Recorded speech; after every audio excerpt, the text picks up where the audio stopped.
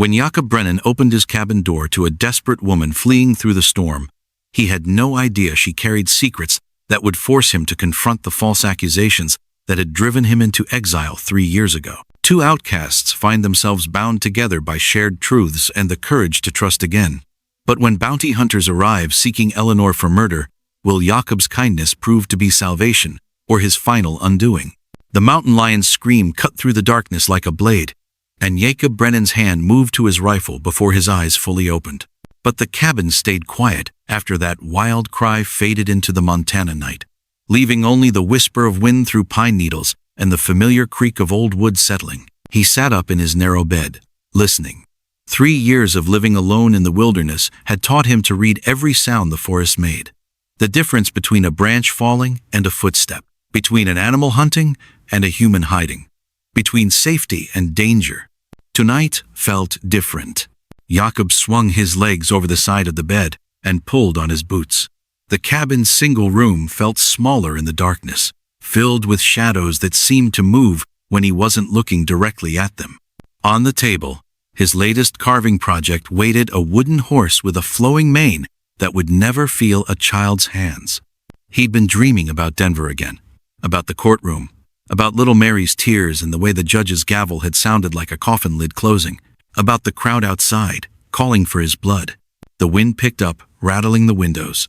Jakob moved to the fireplace and stirred the coals back to life. Orange light danced across the walls, revealing shelves lined with carved animals, bears, deer, rabbits, all waiting for children who would never come.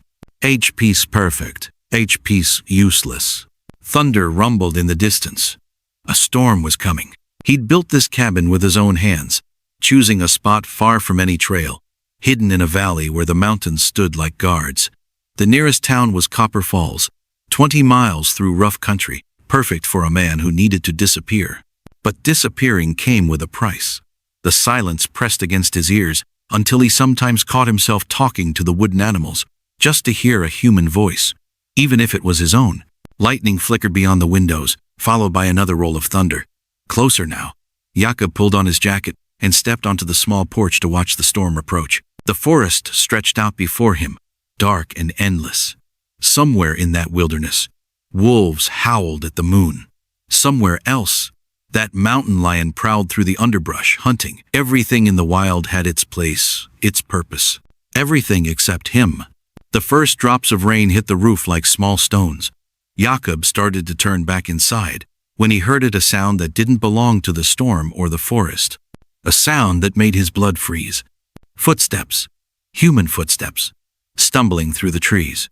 He pressed himself against the cabin wall, heart hammering. Nobody came here. Nobody even knew this place existed. He'd made sure of that. But the footsteps kept coming, uneven and desperate. Getting closer. Jakob's hand found his rifle, but he didn't raise it. Not yet. Through the rain, he caught glimpses of movement between the trees. A figure, walking like someone who'd been traveling for days without rest. The lightning flashed again, and in that brief moment of brightness, Jakob saw her clearly. A woman, young, her dress torn and muddy. She moved like each step cost her everything she had left. She was heading straight for his cabin.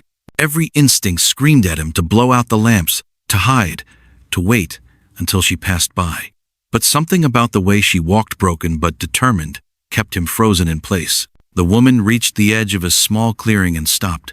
Rain poured down her face as she stared at the cabin, at the warm light glowing in the windows, at the promise of shelter.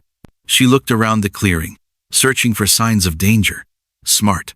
A woman alone in the wilderness had to be careful, had to assume every stranger might be a threat. But desperation won over caution. She stumbled forward, crossed the cleared ground, and climbed the 3 wooden steps to his porch.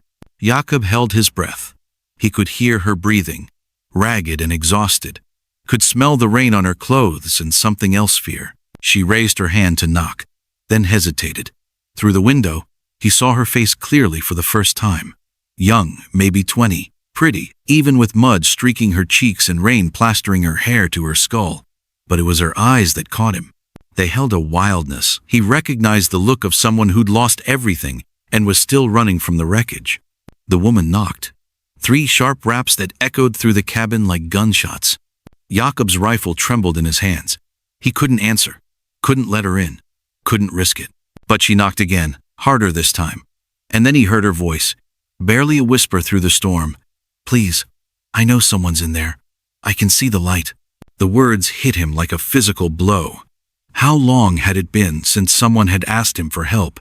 Since someone had needed him? "Please," she said again, and this time her voice broke. "I won't hurt you. I just need somewhere to wait out the storm." Jakob set down his rifle and moved to the window. The woman stood with her back to him, shoulders shaking. Not from cold, he realized. From exhaustion. From whatever had driven her into the wilderness alone. She turned around, and their eyes met through the glass. For a moment, neither of them moved. Then she pressed her palm against the window, and he saw the desperation there. The same desperation he'd carried for 3 years. "I have nowhere else to go," she said. The words broke something inside him. Before he could stop himself, Jakob's hand was on the door handle. Before he could think about the consequences, he was turning the lock. The door opened, and the woman stumbled backward, startled. Rain whipped across the porch, soaking them both. "Come in," Jakob heard himself say. The words came out hoarse, like he'd forgotten how to use his voice for anything but talking to carved animals. The woman stared at him, taking in his weathered face, his gray-streaked hair, the way his hands shook slightly as he held the door open. She was deciding whether to trust him, whether the warmth of his cabin was worth the risk of stepping inside with a stranger. "Come in," he said again, then added the words that had become his armor, his warning, his last attempt to protect them both. "If kindness doesn't scare you." The woman's laugh was sharp and bitter, cutting through the rain like broken glass. "Mister," she said, water dripping from her hair, "after what I've been through, kindness is the least scary thing I can imagine." She stepped across the threshold, and Jakob felt the world shift around him. The cabin that had been his fortress, his hiding place, suddenly felt different. Smaller, more real. "Thank you," she whispered. And those 2 words carried more weight than any he'd heard in years. Jakob closed the door behind her and turned to face his unexpected guest. She stood in the middle of his small room, dripping rain onto the wooden floor, looking around with eyes that missed nothing, taking in the carved animals on the shelves, the neat stack of books, the single bed, the small table, the careful order of a life lived in complete isolation. "I'm Eleanor," she said, wrapping her arms around herself. "Eleanor Hartwell." "Jakob," he replied, then immediately wished he hadn't. Names created connection, and connection was dangerous, but it was too late now. Eleanor's teeth chattered as she stood there, and Jakob realized he was staring.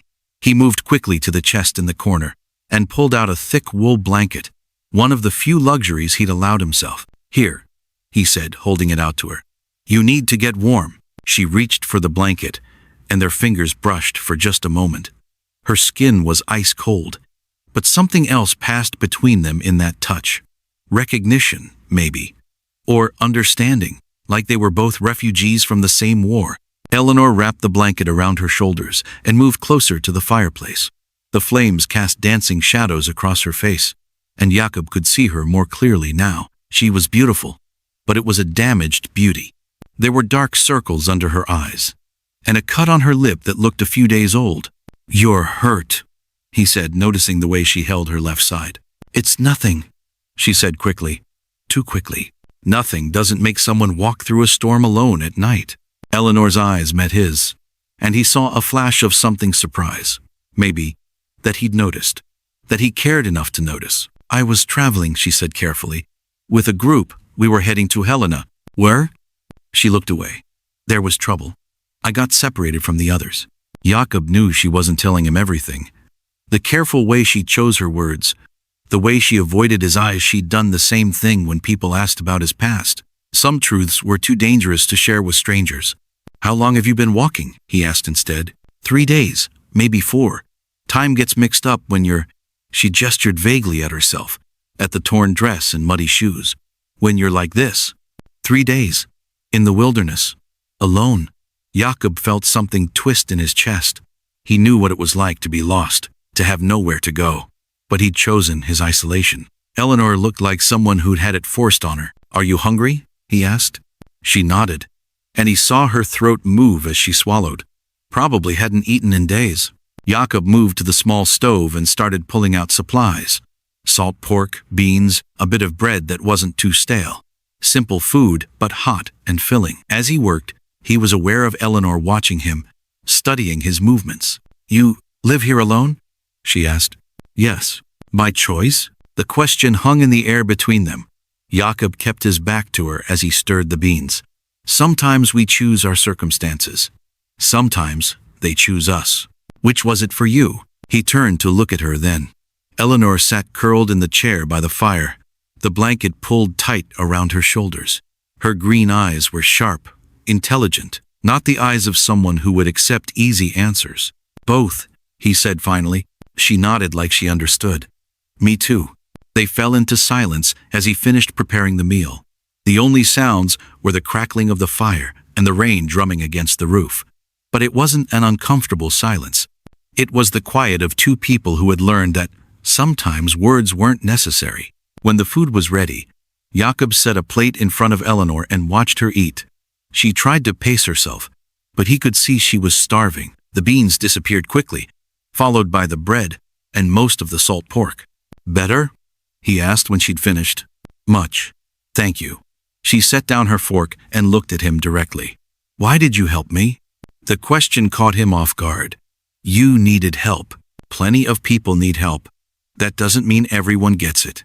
Jakob stared into the fire, thinking, why had he opened the door? Why had he let her in when everything in his life had taught him to stay hidden, to avoid contact with anyone who might recognize him? "Maybe," he said slowly, "because I know what it's like to be alone in a storm." Eleanor studied his face in the firelight. "You're afraid of me," she said suddenly. "I'm afraid for you," he corrected. "There's a difference." "What's the difference?" Jakob was quiet for a long moment. "I'm afraid of what people might think, what they might assume, what they might do." "About what?" He met her eyes, and for a moment, he considered telling her everything. About Denver, about the accusation, about the way an entire town had turned against him based on lies. But the risk was too great. Even if she believed him, even if she didn't judge him, the truth would change everything between them. "About a man living alone in the wilderness helping a young woman," he said instead. "People assume the worst about situations like this." Eleanor's expression softened. "Are you dangerous?" "No." "Then I'm not afraid." The simple statement hit him like a physical blow. When was the last time someone had said they weren't afraid of him? When was the last time someone had looked at him without suspicion, without judgment? "You should be," he said quietly. "Not of me, but of what people will think if they find you here. Let me worry about that." But Jakob could see the exhaustion in her eyes, the way she swayed slightly even sitting down. Whatever had driven her into the wilderness was still chasing her, and she was running on empty. "You need rest," he said. "You can take the bed. I'll sleep by the fire." "I can't take your bed." "You can, and you will." His voice was firm. "You're dead on your feet." Eleanor started to protest, but a yawn overtook her. "Just for a few hours. Then I'll be on my way." "Where will you go?" "I don't know yet." The honesty in her voice broke his heart. Here was someone as lost as he was, as cut off from the world. But where his isolation was self-imposed, hers seemed forced on her by circumstances beyond her control. "We'll figure it out in the morning," he said. "For now, just rest." Eleanor nodded and stood slowly, wincing as she did. That injury to her side was worse than she was letting on. But she moved to the bed and sat down on the edge, looking suddenly young and vulnerable. "Jakob?" she said softly. "Yes?" "Thank you. For the kindness. For not being afraid to show it." As she settled onto the bed and pulled the quilt up to her chin, Jakob arranged himself by the fire with an extra blanket. But sleep didn't come easily. He lay awake listening to Eleanor's breathing, to the rain on the roof, to the whisper of wind through the trees. For the first time in 3 years, he wasn't alone. And despite all the dangers that came with that, despite all the ways this could go wrong, he discovered something that surprised him. He wasn't afraid anymore. The scream that woke Jakob wasn't human, it was the sound of pure terror, ripped from Eleanor's throat as she thrashed against invisible attackers in her sleep. Her fists struck the air, fighting demons only she could see. and her voice broke as she cried out names he didn't recognize. "No! Don't touch me, Charles, please!"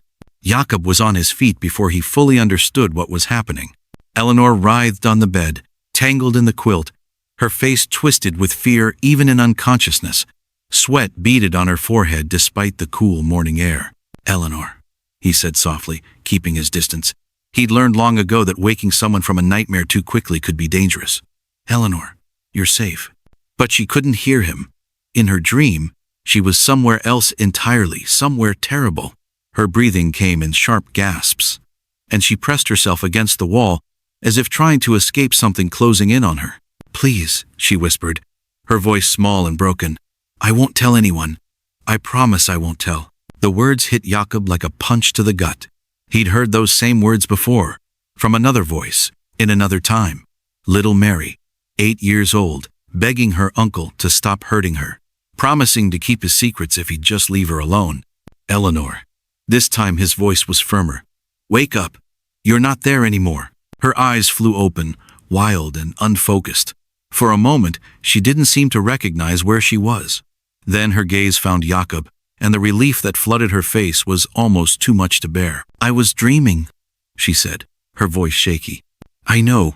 She sat up slowly, pushing damp hair away from her face. "I'm sorry. I didn't mean to wake you. You don't need to apologize for nightmares." Eleanor wrapped the quilt around herself and looked toward the window. Morning light filtered through the glass, painting everything in soft gold. "What time is it?" "Still early. Sun's been up about an hour." She nodded and stood carefully, favoring her left side. The movement pulled at her torn dress, and Jakob caught a glimpse of dark bruising along her ribs, not from a fall or an accident, from someone's hands. "Eleanor," he said gently. "Who's Charles?" The question made her freeze. Color drained from her face, and for a moment, Jakob thought she might faint. She gripped the back of the chair for support. "I don't know what you mean. You were calling his name in your sleep, asking him to stop." Eleanor's jaw tightened. It was just a dream. But Jakob knew better. He'd spent 3 years learning to read the signs of someone carrying secrets, someone running from a past they couldn't escape. He recognized the careful way she held herself, the way she jumped at unexpected sounds, the way she watched the door as if expecting someone to burst through it. "Dreams don't leave bruises," he said quietly. Eleanor's hand moved instinctively to her side, then stopped. "You don't know anything about it." "I know enough." Jakob moved to the stove and started preparing breakfast, giving her space to breathe. "I know you're hurt. I know you're scared. And I know you're running from something more than just a separated wagon train. It's not your business. Maybe not. But you're in my home. And that makes it my business whether you're safe here." Eleanor was quiet. For a long moment, Jakob could feel her watching him as he cracked eggs into the pan, her mind working through what to tell him and what to keep hidden. "My husband," she said finally. "Charles was my husband." The past tense wasn't lost on Jakob. "Was? He's dead." Jakob turned to look at her. Eleanor stood by the window, staring out at the forest. Her voice was flat, emotionless, but her hands trembled slightly. "How?" he asked. "Does it matter?" "It might." Eleanor closed her eyes. "Someone killed him. Shot him in his study 3 nights ago. When I found him, there was blood everywhere. The safe was open, emptied out, and then..." She trailed off. "Then what?" "Then people started saying I did it." The words hung in the air between them. Jakob set down his spatula and turned to face her fully. "Did you?" Eleanor's eyes snapped open. "No, but I can't prove it. And there are people who want me to hang for it, whether I did it or not." "Why would they think you killed him?" A bitter laugh escaped her lips. "Because wives kill husbands all the time. Because we fought. Because I had marks on me, and people assumed they were from him, fighting back instead of." She gestured vaguely at her bruised ribs. "Instead of what?" "Instead of from him beating me every time he'd had too much to drink." The truth hit Jakob like a physical blow. He'd suspected, but hearing it confirmed made his chest tighten with rage. "He hurt you. For 2 years. Ever since we got married." Eleanor's voice was steady now, matter of fact. "At first, it was just when he was drunk. Then, it was when he was angry. Then, it was just because he could. Why didn't you leave?" "Where would I go?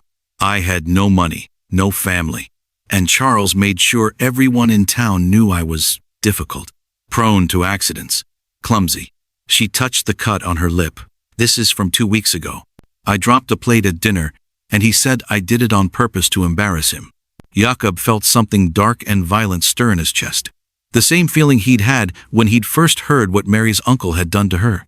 The need to protect, to fight back, to make someone pay. So when he died, Eleanor continued, when someone finally stopped him, I should have been grateful. But instead, I became the prime suspect. Who do you think really killed him? I don't know. Charles had enemies, business partners who felt cheated, men who owed him money, men he owed money to. She shrugged. Could have been anyone. But you ran anyway. I ran because I knew no one would believe me.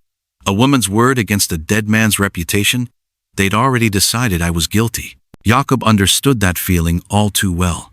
The weight of accusation, the way it poisoned everything around you, the way people looked at you differently once the whispers started. What will you do now? He asked. I don't know. I can't go back to town. Can't go to the authorities. Can't even use my real name without someone recognizing it. She laughed bitterly. I guess I'll just keep running until I find somewhere they've never heard of Charles Hartwell or his murderous wife. You could stay here. The words came out before Jakob could stop them.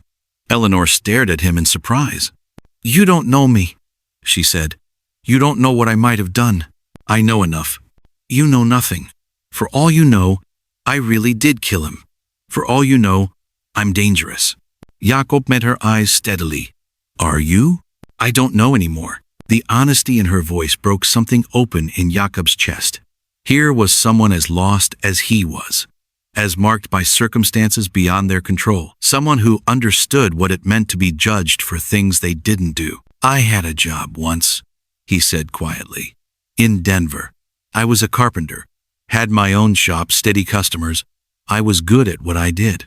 Eleanor watched him, sensing that he was about to share something important. There was a little girl who used to come by. Mary. She liked to watch me work. Sweet kid, maybe 8 years old. Her family lived a few blocks away. Jakob's hands clenched at his sides. One day she came in crying, said her uncle had been touching her, hurting her. She was scared to tell anyone, but she trusted me. What did you do? I reported it. Went straight to the sheriff, told him what Mary had told me. I thought I was doing the right thing. But the uncle was the sheriff's brother, well-connected, respected in the community, and I was just a carpenter.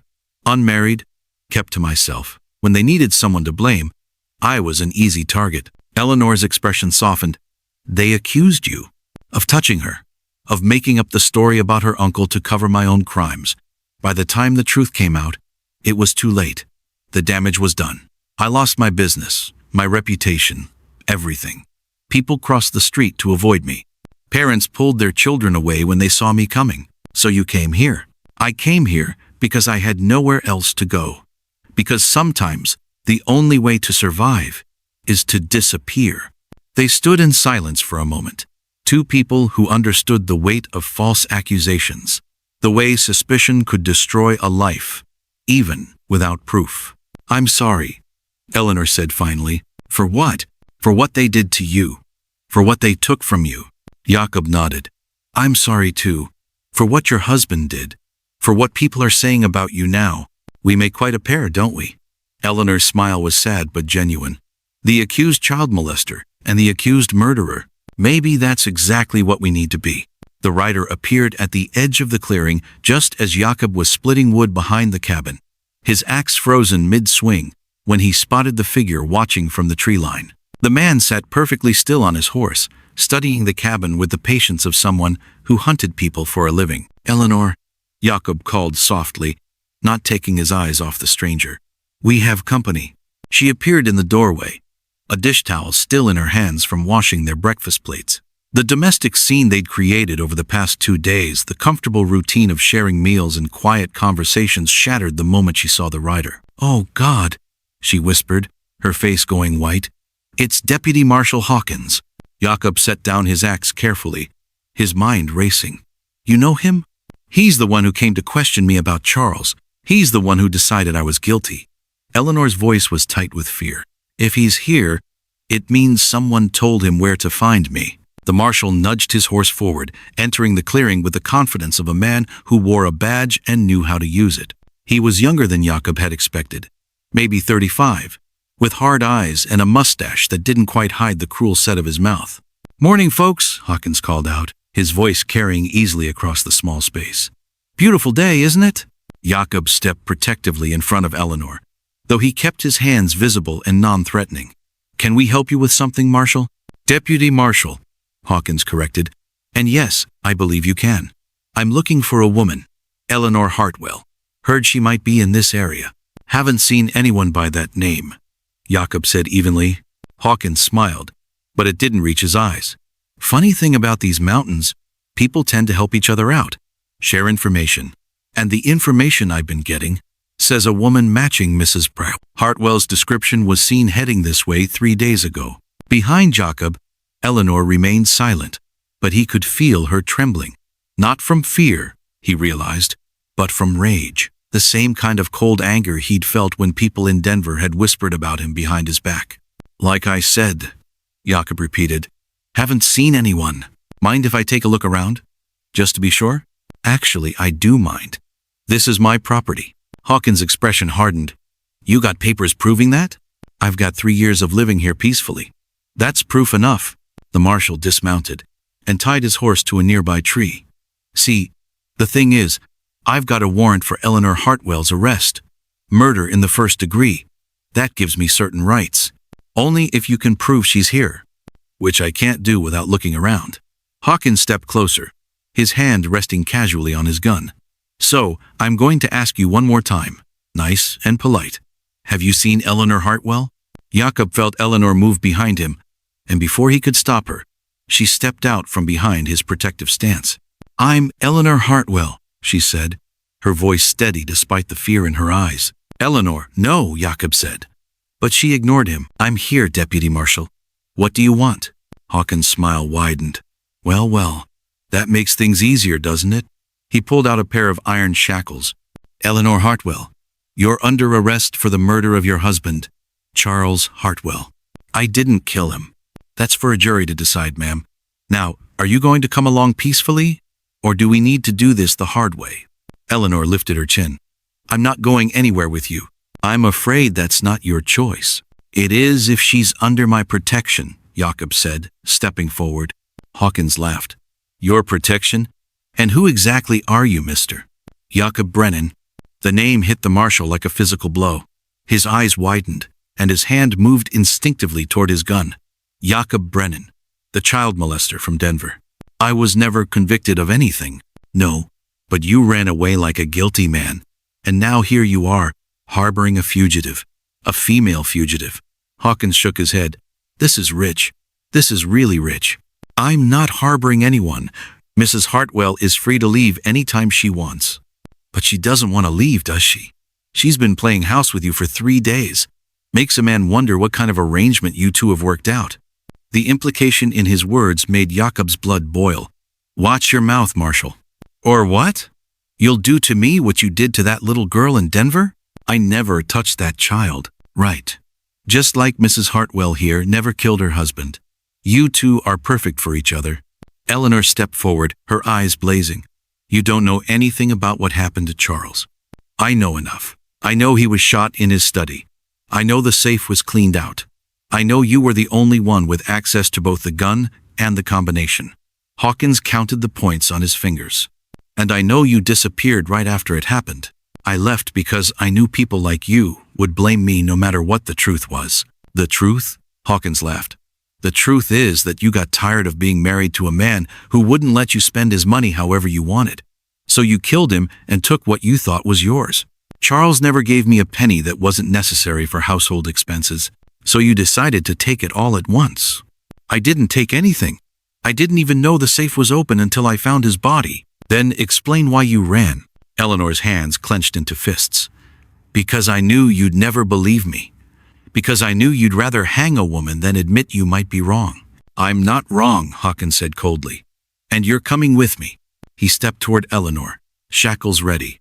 But Jakob moved between them. "She's not going anywhere," he said quietly. "You really want to do this, Brennan?" You really want to add interfering with a federal marshal to your list of crimes? I'm not interfering with anything. I'm protecting an innocent woman. Innocent? Hawkins snorted. Just like you were innocent in Denver? The words hit their mark. Jakob felt the familiar weight of shame and anger settling on his shoulders. But this time, something was different. This time, he wasn't alone. He was innocent, Eleanor said firmly. Just like I'm innocent now. You don't know anything about what happened in Denver, Hawkins said dismissively. I know enough. I know he's a good man who was destroyed by lies and gossip. I know he's been living in exile for 3 years because people like you decided he was guilty without proof. And I know you're a murderer who's been hiding out with a child molester. Birds of a feather, as they say. The insult was too much. Jakob's control snapped, and he lunged forward, his fist connecting with Hawkins' jaw before the marshal could react. The man stumbled backward, cursing, his hand going to his gun. Big mistake, Brennan, Hawkins snarled, drawing his weapon. Real big mistake. But Eleanor was faster. She grabbed the water pitcher from the porch and hurled it at the marshal's head. The ceramic shattered against his skull, and Hawkins went down hard, his gun skittering across the ground. Jakob dove for the weapon, snatching it up before Hawkins could recover. The marshal groaned and rolled over, blood trickling from a cut on his forehead. You're both dead, he gasped. You hear me? Dead. No, Eleanor said, her voice deadly calm. We're finally alive. She looked at Jakob, and in her eyes, he saw the same determination he felt burning in his own chest. They'd both spent too long running from lies, too long letting other people define who they were. What do we do now? Jakob asked. Eleanor picked up the marshal's fallen shackles and smiled grimly. Now we get some answers. The cold metal of the shackles clicked shut around Deputy Marshal Hawkins' wrists, and for the first time in 3 years, Jakob Brennan felt like he was the one in control. The marshal sat tied to a wooden chair in the center of the cabin, blood still trickling from the cut on his forehead, his eyes burning with fury and something else fear. This is kidnapping, Hawkins snarled, testing the ropes that bound him to the chair. You're both going to hang for this. Eleanor paced in front of him like a caged wolf, her earlier terror replaced by something far more dangerous. We're already supposed to hang, remember? According to you, we're both murderers. I never said Brennan was a murderer. No, just something worse. Eleanor's voice dripped with contempt. At least murderers kill adults who can fight back. Jakob stood by the window, keeping watch for other riders, while part of his mind struggled to process what they'd just done. They'd assaulted a federal marshal, taken him prisoner. There was no going back from this. You're making this worse for yourselves, Hawkins said, but his voice lacked its earlier confidence. Let me go now, and maybe I can put in a good word. Shut up, Eleanor snapped. You've said enough lies for one day. She stopped pacing and knelt down in front of the marshal's chair, her face inches from his. I want to know who told you I was here. I'm not telling you anything. Then you're going to sit there until you change your mind. Hawkins tried to lean away from her, but the ropes held him fast. You can't keep me here forever. Watch us. Jakob turned away from the window. Eleanor, we need to think about this. People will come looking for him. Let them come. I'm tired of running. She stood up and faced Jakob, her green eyes blazing. I'm tired of being afraid. I'm tired of letting people like him destroy innocent lives. But if we what? If we let him go, he'll arrest me and probably you too. If we run, we'll spend the rest of our lives looking over our shoulders. At least this way, we might get some answers. Jakob understood her logic, but the weight of what they'd done pressed down on him. They'd crossed the line. There was no pretending to be innocent victims anymore. What do you want to know? He asked. Eleanor turned back to Hawkins. I want to know who really killed my husband, and I want to know who's been pulling your strings. I don't know what you're talking about. Of course you do. You showed up here too fast, Marshal. 3 days after I disappeared, you're knocking on Jakob's door? That's not investigation. That's someone telling you exactly where to look. Hawkins' jaw tightened, but he didn't respond. Someone's been feeding you information, Eleanor continued. Someone who wanted me found. Someone who wanted me arrested before I could ask too many questions about Charles's death. You're crazy. Am I? Then explain how you knew I was here. Explain how you found a cabin that's 20 miles from the nearest town, hidden in a valley that's not on any map. Jakob's mind raced. Eleanor was right. He'd chosen this location specifically because it was impossible to find unless you knew exactly where to look. For Hawkins to have located them so quickly. Someone told you, Jakob said slowly. Someone who's been watching us. That's impossible. Nobody knows about this place. Somebody does. Eleanor's voice was deadly quiet. Somebody who knew I would come here. Somebody who knew about you, Jakob. About your past. About what you've been accused of. The pieces clicked together in Jakob's mind like a puzzle solving itself. This wasn't about finding you by accident. This was about driving you to me. What are you talking about? Think about it. You're running from a murder charge. You're desperate, alone, scared. You stumble onto the one person in the territory who might understand what it's like to be falsely accused. What are the odds? Eleanor's eyes widened. You think someone planned this? I think someone knew exactly what would happen when a frightened woman showed up at my door. I think someone counted on me helping you. But why? Before Jakob could answer, Hawkins started laughing. It was a cold, bitter sound that made the hair on the back of Jakob's neck stand up. You're smarter than I gave you credit for, Brennan, the marshal said. It means you're right about one thing. This whole situation was planned. But you're wrong about who's pulling the strings. Eleanor grabbed the front of Hawkins' shirt. Who? Who's behind this? Someone who's been very interested in both of you for a very long time. Someone who needed you out of the way, Mrs. Hartwell. And someone who needed a reason to drag Jakob Brennan back into the light. I don't understand. Your husband wasn't just a businessman, Eleanor. He was a government contractor. Army supplies, land deals, things that required federal approval, things that made him very valuable to certain people. Jakob felt a chill run down his spine. What kind of things? The kind that can make a man very rich, or very dead, if he starts asking too many questions. Charles was asking questions. Your husband got greedy, started demanding a bigger cut of the profits, started threatening to expose the whole operation if he didn't get what he wanted. Eleanor's face went pale. So someone killed him to keep him quiet. Someone killed him to protect a lot of very important people. People who couldn't afford to have their names connected to Charles Hartwell's business dealings. And they framed me for it. You were the perfect suspect. The abused wife with motive and opportunity. No one would look any deeper once they had you in custody. But I escaped. You escaped because someone let you escape.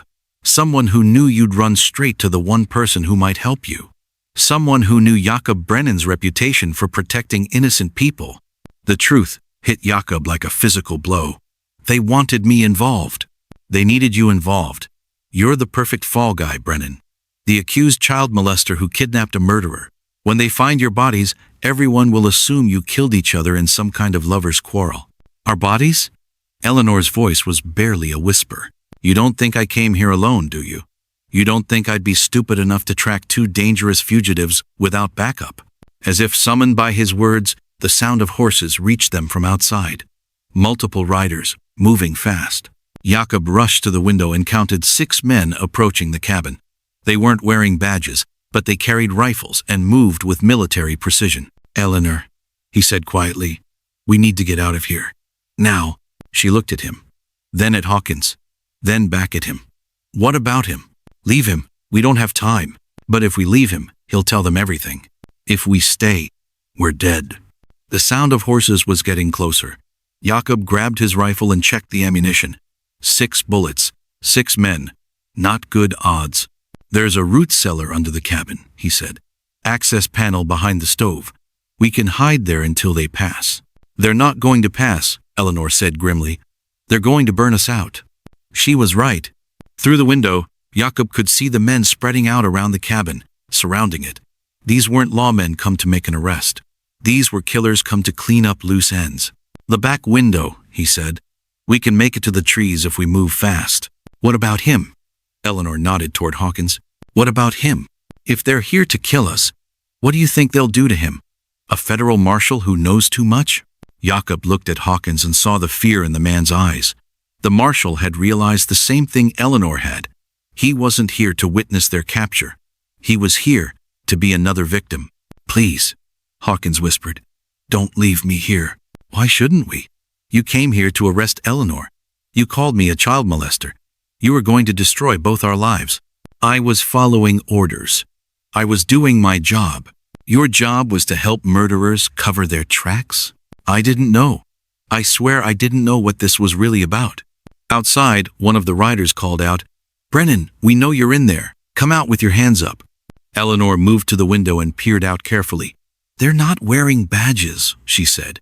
"They're not lawmen." "No," Jakob agreed. "They're not." He looked at Hawkins, tied to the chair, helpless. A man who'd come here to arrest them but who was now as much a victim as they were. "Cut him loose," Jakob said finally. "What?" "Cut him loose. If we're going to die, we might as well die fighting together."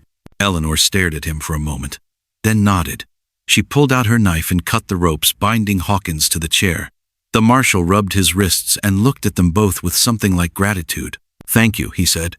"Don't thank us yet," Eleanor replied. "We're still probably going to die. Maybe. But at least we'll die knowing the truth." Outside, the voice called again. "Last chance, Brennan. Come out now, or we're coming in." Jakob checked his rifle one more time. 6 bullets. 6 men. And 3 people who had nothing left to lose. "Ready?" he asked. Eleanor and Hawkins nodded. Jakob kicked open the front door and stepped onto the porch, his rifle raised. "Come and get us!" The first bullet splintered the door frame inches from Jakob's head as he dove back inside the cabin, his heart hammering against his ribs. Outside, the 6 men had taken cover behind trees and rocks, their rifles trained on every window and door. "How many shots do you have?" Eleanor asked, crouched beneath the window with a hunting knife in her hand.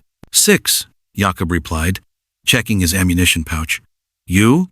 Just this knife and whatever we can find in here." She looked around the cabin desperately. "What about you, Marshal? You got any weapons?" Hawkins patted his empty holster. "They took my gun when I went down, but I've got this." He pulled a small derringer from his boot. 2 shots. 8 bullets against 6 men, Eleanor said grimly. "Better than I expected." Another shot rang out, and glass exploded inward as a window shattered. The 3 of them pressed themselves against the floor as more bullets punched through the cabin walls. "They're trying to flush us out," Hawkins said. "Standard tactic. Keep us pinned down while they move closer." "How long before they just burn us out?" Eleanor asked. "Not long, maybe 10 minutes before they get tired of waiting." Jakob's mind raced. The cabin was strong, but it wasn't a fortress. The walls were thick logs, but bullets could punch through them given enough time. And once the men outside got tired of the siege, they'd resort to fire. "There's something I need to tell you both," he said suddenly. Eleanor and Hawkins looked at him. "When I built this cabin, I prepared for the possibility that people might come looking for me. People who meant me harm." "What kind of preparation?" Eleanor asked. "The kind that might keep us alive." Jakob crawled across the floor to the fireplace and pressed his hand against a specific stone. A section of the wall swung inward, revealing a hidden compartment filled with weapons and supplies. "You've been holding out on us," Hawkins said, staring at the cache. "I've been surviving," Jakob corrected. He pulled out another rifle, a box of ammunition, and several sticks of dynamite. "I used to work mining claims before I became a carpenter. Learned a few things about explosives." Eleanor's eyes widened. "You're going to blow them up?" "I'm going to give them something to think about." More shots peppered the cabin. The attackers were getting bolder, moving closer to the walls. Through the broken window, Jakob could see muzzle flashes in the growing darkness. "Listen to me," he said, loading the second rifle. "I'm going to create a distraction. When I do, you 2 get out the back window and make for the trees. There's a trail that leads to an old mine shaft about half a mile north. Hide there until morning, then head for the territorial capital." "What about you?" Eleanor asked. "I'll be right behind you." "No, you won't." Her voice was steady, matter-of-fact. "You're planning to stay here and hold them off. You're planning to die." Jakob met her eyes. "One of us has to survive to tell the truth about what happened here, about who's really behind Charles's murder. Then let me be the one who stays." "Eleanor." "No." She grabbed his arm. "You've been running from false accusations for 3 years. You've been living in exile, alone, because people wouldn't believe the truth. I won't let you die for another lie." "She's right," Hawkins said quietly. "You both deserve better than this." "What are you saying?" "I'm saying I'm the one who should stay. I'm the one who led them here. I'm the one who believed their lies about you both." The marshal's voice was heavy with regret. "Maybe it's time I did something right." Before anyone could stop him, Hawkins grabbed one of the dynamite sticks and the derringer. "Cover me," he said, and kicked open the back door. "Marshal, no!" Eleanor called out, but he was already gone. Through the window, they could see Hawkins running toward the trees, drawing fire from the hidden gunman. Bullets whined through the air around him, but he kept moving, the dynamite stick clutched in his hand. "He's going to get himself killed," Eleanor said. "That's the point," Jakob replied grimly. "He's giving us a chance." Hawkins made it to the edge of the clearing before a bullet caught him in the shoulder, spinning him around. But he stayed on his feet, and Jakob saw him light the fuse on the dynamite. "Get down!" Jakob shouted, pulling Eleanor to the floor. The explosion lit up the night sky like a miniature sun. Trees shattered, rocks flew through the air, and the screams of men echoed across the valley. When the smoke cleared, two of the attackers lay motionless near the blast crater. "Now," Jakob said, helping Eleanor to her feet. While they're confused, they ran for the back window, but as they reached it, more gunfire erupted from the front of the cabin. The remaining attackers had regrouped and were advancing on the building. "They're coming," Eleanor said, peering out the window. "4 of them? Maybe 5. Hawkins? I can't see him. He might be down." Jakob felt a surge of grief for the marshal who'd tried to redeem himself in the end. But there was no time to mourn. The attackers would be inside the cabin within minutes. "We need another way out," he said. "What about the root cellar you mentioned? It's not big enough for both of us. And there's no other exit." "Then we fight." Eleanor's voice was calm, determined. She'd picked up the second rifle and was checking the ammunition. "How many bullets do we have total?" "Maybe 20. Not enough for a long fight." "Then we make every shot count." The sound of breaking glass came from the front room. The attackers were coming through the windows now, trying to avoid the front door where they expected resistance. "Eleanor," Jakob said quietly, "I need you to know something."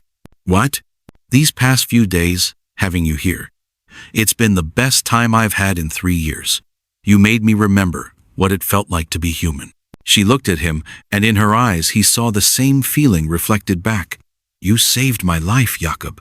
Not just from the storm, but from believing I was the monster they said I was." "You're not a monster. You're the strongest person I've ever met." "Strong enough to get us out of this?" "Strong enough for anything." The sound of footsteps on the front porch made them both turn toward the door. Someone was trying to get inside, moving carefully, testing each board. "3 of them at the front," Eleanor whispered, watching through the broken window. "One more circling around back. I'll take the front. You watch the back." "Jakob." "Yes?" "Whatever happens, I want you to know that I believe you. About Mary. About what really happened in Denver. I believe you." The words hit him like a physical blow. After 3 years of doubt, of wondering if maybe he really was the monster they'd painted him to be, her belief felt like salvation. "I believe you too," he said. "About Charles, about everything. You're innocent. We both are." "Yes, we both are." The front door exploded inward, and the shooting began. The gunfire stopped as suddenly as it had begun, leaving only the acrid smell of gunpowder and the ringing in Jakob's ears as he crouched behind the overturned table, his rifle smoking in his hands. 2 bodies lay sprawled near the shattered front door, but the silence felt wrong too, complete, too sudden. "Eleanor," he called softly, not daring to raise his voice above a whisper. "Here," came her reply from the back room. "I got the one at the rear window. You?" 2 down at the front. That leaves at least 2 more. But the cabin had gone eerily quiet. No footsteps, no whispered commands, no sounds of men positioning themselves for another assault. Just the wind through the broken windows and the distant crackling of small fires started by muzzle flashes. Jakob risked a glance over the table. The front yard was empty except for the bodies of the men he'd shot. No movement in the trees, no glint of rifle barrels in the moonlight. It was as if the remaining attackers had simply vanished. "They're retreating," Eleanor said, appearing in the doorway between the rooms. She held her rifle ready, her eyes scanning the darkness beyond the windows. "Or regrouping," Jakob replied. "This feels like a trap." "Maybe? But we can't stay here. This place is shot to pieces." She was right. The cabin walls were riddled with bullet holes, Windows were shattered, and the front door hung askew on its hinges. Whatever protection the building had offered was gone. "We need to move," Jakob said, gathering ammunition from his hidden cache. "Get to higher ground where we can see them coming." "What about Marshal Hawkins?" "We check on him first. If he's alive, we help him. If he's not," Jakob's voice trailed off. "If he's not, we make sure his sacrifice wasn't for nothing." They moved carefully through the cabin, checking each room for signs of the remaining attackers. The silence stretched on, broken only by the crunch of broken glass under their feet and the whisper of wind through the damaged walls. Outside, the blast crater where Hawkins had detonated the dynamite was still smoking. Pieces of shattered trees lay scattered across the clearing, and the bodies of 2 attackers were crumpled near the edge of the destruction. "There," Eleanor pointed to a figure lying motionless against a fallen log. "Is that him?" Jakob approached cautiously, rifle ready. But as he got closer, he could see it was indeed Hawkins alive, but barely. The marshal's shirt was soaked with blood from the bullet wound in his shoulder, and his face was pale with shock. "Marshal," Jakob said, kneeling beside him. "Can you hear me?" Hawkins' eyes opened slowly, focusing on Jakob's face. Did we get them?" "Some of them." "How bad are you hurt?" "Bullet went through. Hurts like hell, but I'll live." Hawkins struggled to sit up, wincing. "How many left?" "We think 2, maybe 3. They pulled back after the explosion." "They're not retreating," Hawkins said, his voice growing stronger. "They're waiting for reinforcements." Eleanor joined them, keeping watch on the tree line. "More men coming?" "Has to be. This operation is too important for them to fail. If we got away, if we reached the territorial capital with what we know, too many people would go to prison," Jakob finished. "Or worse. Some of these government contracts, the money involved. There are generals, politicians, judges, all getting rich off this corruption. They can't afford to let us live." The sound of horses reached them from the distance, multiple riders, moving fast through the forest. Jakob felt his heart sink. They'd fought off 6 men, but how many more were coming? "We need to move," he said, helping Hawkins to his feet. "Now." "Where?" Eleanor asked. "They'll track us wherever we go." "Not if we don't leave tracks." Jakob led them toward the stream that ran behind his cabin, its banks rocky and difficult to follow. The water was cold and fast-moving, fed by mountain springs that never warmed even in summer. "The stream leads to the old mining camp," he explained as they waded into the current. "From there, we can reach the main road without leaving a trail. And then we find someone who'll listen to the truth." They moved through the water in single file, Jakob leading, Eleanor in the middle, Hawkins bringing up the rear despite his wounded shoulder. The current was strong enough to wash away their scent, making it harder for tracking dogs to follow. Behind them, the sound of horses grew louder.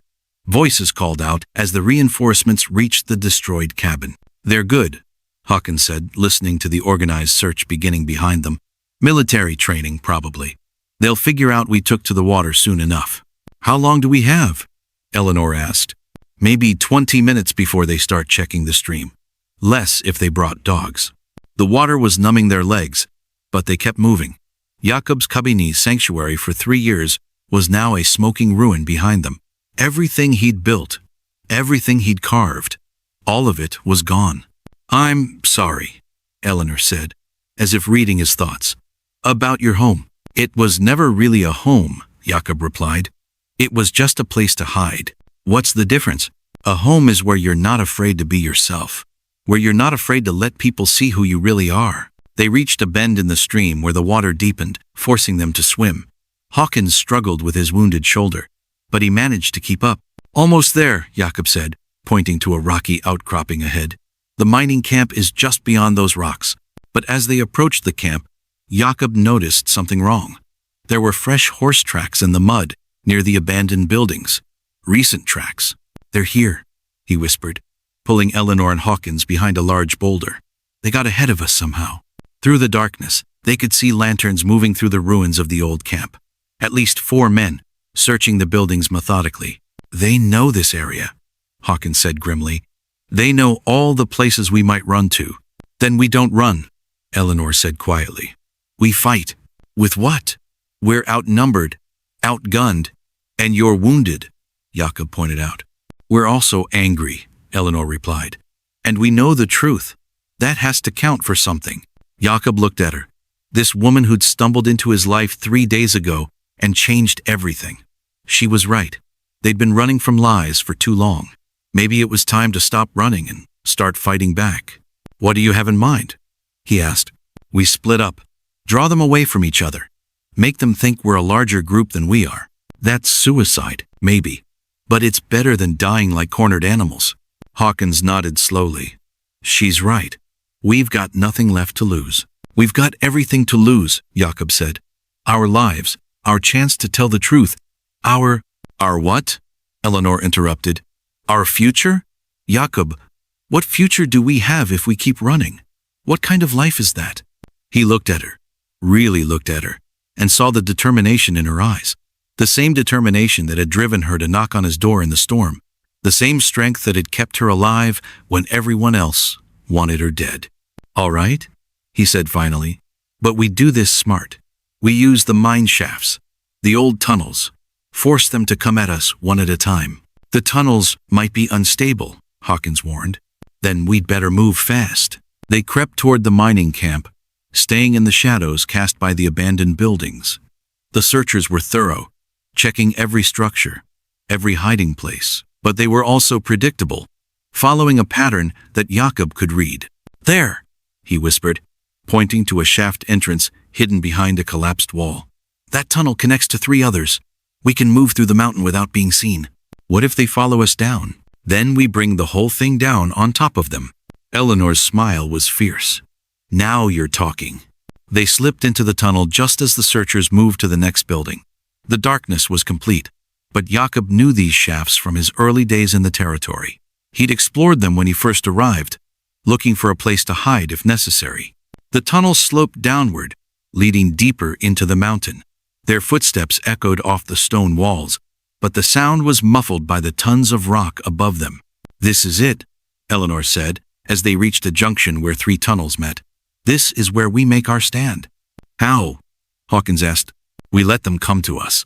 Make them think we're trapped. Then we show them what happens when you corner innocent people and try to destroy their lives. Jakob understood. They were going to use the tunnels as a trap, luring the searchers into a confined space where superior numbers wouldn't matter. It could work, he said, but it's dangerous. If we miscalculate, we won't, Eleanor said firmly. We can't afford to. Above them, they could hear voices as the searchers discovered the tunnel entrance. Footsteps echoed down the shaft, growing closer. Here they come, Hawkins whispered, checking his derringer. You ready for this? Jakob looked at Eleanor one more time. In the darkness, he could barely see her face, but he could feel her strength, her determination. After 3 years of hiding, of running, of believing that he was the monster they'd painted him to be, she'd shown him who he really was. Ready, he said. The first man down the tunnel never saw the rope stretched across the shaft at ankle height, and his scream echoed off the stone walls as he plummeted into the old mine pit Jakob had remembered from his early explorations. The sound of his body hitting the bottom 40 feet below was followed by an eerie silence that seemed to swallow the mountains themselves. One down, Eleanor whispered from her position behind a support beam, her rifle trained on the tunnel entrance. How many more? At least 6, Hawkins replied, pressing his back against the rough stone wall. Blood had soaked through his shirt, but his hand was steady on his derringer. Maybe 8 if they called for more backup. Jakob crouched near the junction of 3 tunnels, listening to the voices echoing from above. The men were arguing now, their confidence shaken by the loss of their companion. But they were professionals, and professionals didn't retreat just because things got difficult. They're coming, he said, hearing the careful footsteps of men testing each step. Multiple entry points. 2 from the main shaft, probably 1 each from the side tunnels. Good, Eleanor said grimly. Let them spread out. Easier to pick them off. The irony wasn't lost on Jakob. 3 days ago, he'd been carving wooden toys in his peaceful cabin, living the quiet life of a man who'd given up on human connection. Now he was preparing to kill government agents in an abandoned mine shaft, fighting for the right to prove his innocence. Light flickered in the main tunnel as someone approached with a lantern. Jakob could see the shadow of a rifle barrel preceding the man, sweeping left and right as he advanced. Brennan! The voice echoed through the tunnels. "We know you're down there. Come out, and we'll make this quick." "Like you made it quick for Charles Hartwell?" Eleanor called back, her voice carrying clearly through the stone passages. "Your husband got what he deserved, lady. Just like you're going to get what you deserve." "What I deserve is the truth." Eleanor's voice rose with anger. "What I deserve is justice for what you animals did to him." Jakob heard movement in the side tunnels, now boots scraping against stone, the rustle of clothing against rock walls. They were being surrounded, just as he'd expected. But that was the plan. "Now!" he whispered, and struck a match. The flame caught the dynamite fuse he'd placed near the entrance to the left tunnel. The spark raced along the cord, disappearing into the darkness where he'd positioned the explosive near a key support beam. What was that? The man with the lantern had stopped advancing, sensing danger. "That was your funeral," Jakob replied, and dove behind a pile of old mining equipment. The explosion shook the entire mountain. Rock dust filled the air, and the left tunnel collapsed in a thunderous avalanche of stone and timber. Screams echoed from within the debris, then were cut off abruptly. "Two more down," Eleanor said, coughing in the dust-filled air. "Maybe three." But their victory was short-lived. The men in the main tunnel opened fire, their bullets ricocheting off the stone walls in deadly patterns. Jakob felt chips of rock sting his face as he pressed himself against the floor. "They're advancing," Hawkins shouted over the gunfire. "Two of them, moving fast." Jakob raised his rifle and fired at the first muzzle flash he saw. The bullet sparked off stone, but he heard a grunt of pain. Not a killing shot, but enough to slow the attacker down. Eleanor's rifle cracked from across the chamber, and one of the lanterns went out. The remaining attackers were firing blind now, their shots wild and desperate. "Jakob!" Eleanor's voice was urgent. "The right tunnel!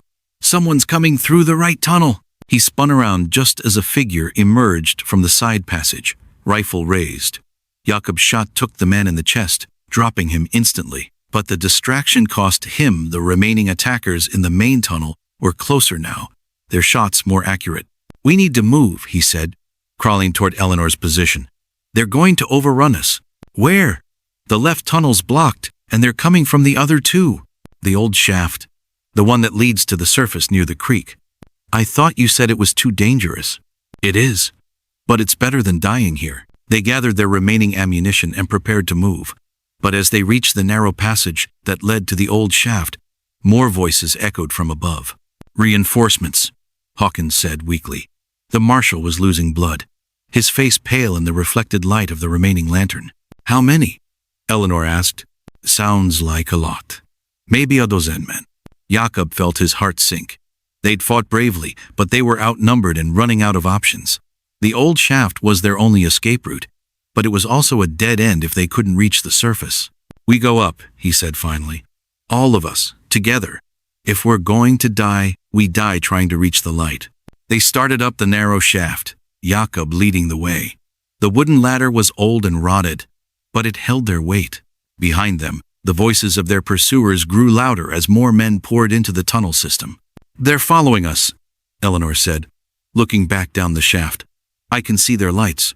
"Climb faster," Jakob urged. "We're almost there." But as they neared the top, Jakob realized their mistake. The shaft exit was covered by a heavy wooden grate, secured from the outside. They were trapped. "It's locked," he said, pushing against the barrier. "The grate won't budge." "Stand back," Eleanor said, raising her rifle. "I'll shoot the lock." "Wait," Hawkins said from below. "Listen."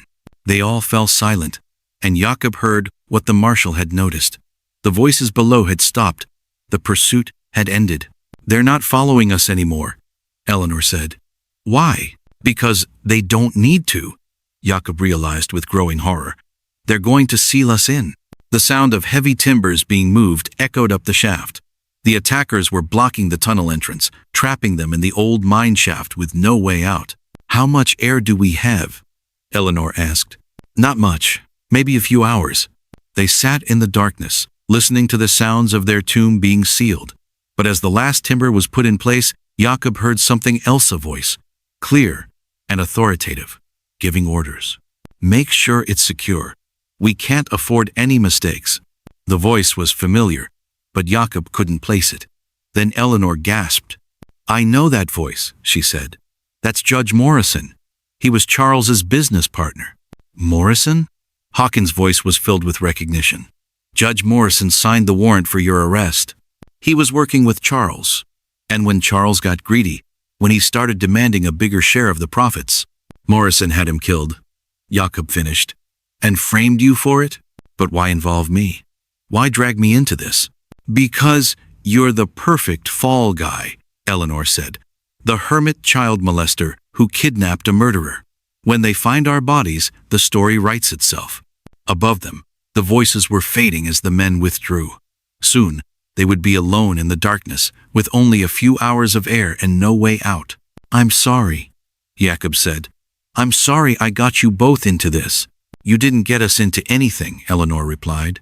We got ourselves into this by refusing to accept the lies they told about us. Maybe that's not such a bad thing, Hawkins said weakly. Maybe it's better to die fighting for the truth than to live with their lies. Jakob looked up at the grate above them, then at Eleanor's face in the dim light. After 3 years of hiding, of believing that he was the monster they'd painted him to be, she'd shown him who he really was. And now, in what might be their final moments, he understood something important. I'm not sorry, he said suddenly. I'm not sorry we fought back. I'm not sorry we refused to be victims. And I'm not sorry I met you, Eleanor. She smiled, and in that smile, Jakob saw all the courage and strength that had brought her to his door that stormy night. I'm not sorry either, she said. Whatever happens now, we told the truth. We fought for it. That has to count for something. It counts for everything, Jakob replied. And in the darkness of the mineshaft, surrounded by enemies and running out of time, they discovered something that their accusers would never understand. The truth was worth dying for, but it was also worth living for. Above them, the wooden grate creaked in the wind, and Jakob thought he heard something else, the sound of horses riding hard through the night. Someone's coming, he whispered. More of them? I don't know, but whoever it is, they're in a hurry. They listened as the horses stopped near the shaft entrance, followed by voices, different voices, official voices. This is Deputy Marshal Collins. By order of the territorial government, you are all under arrest. Eleanor grabbed Jakob's hand. The cavalry? Sounds like it. Above them, the grate was being unlocked. Fresh air poured into the shaft, and Jakob had never been so grateful to breathe in his entire life. Hello down there, a voice called. Are you all right? We're alive, Eleanor shouted back. We're alive! As they climbed toward the light, toward freedom, toward the chance to tell their story, Jakob realized that sometimes the truth was worth more than just dying for. Sometimes, if you were very lucky, it was worth living for too.